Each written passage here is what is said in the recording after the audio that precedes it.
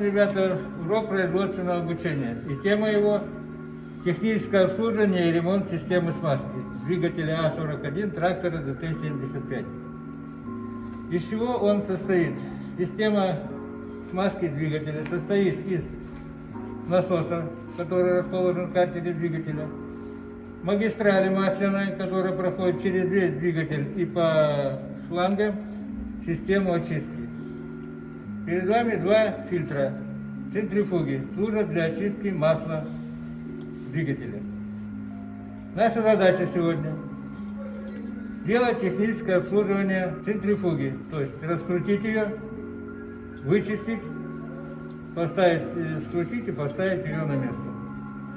Посмотрим, из чего она состоит, для чего она нужна и как принцип ее работы. Понятно? Первое. Снимаем колпак центрифуги.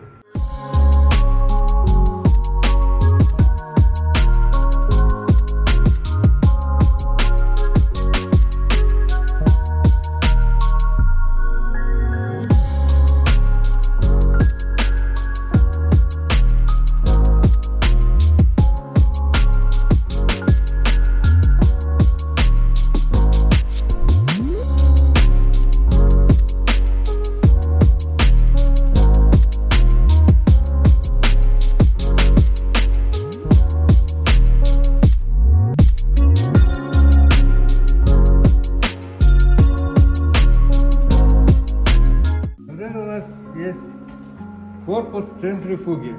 Для того, чтобы произвести обслуживание, нам надо открутить вот эту гаечку и демонтировать ее.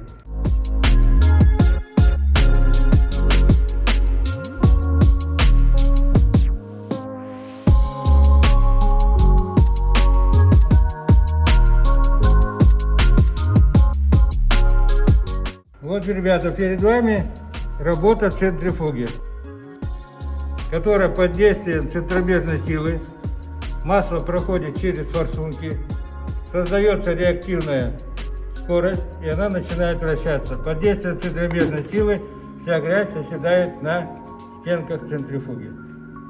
Наша задача сейчас вычистить ее и собрать на место.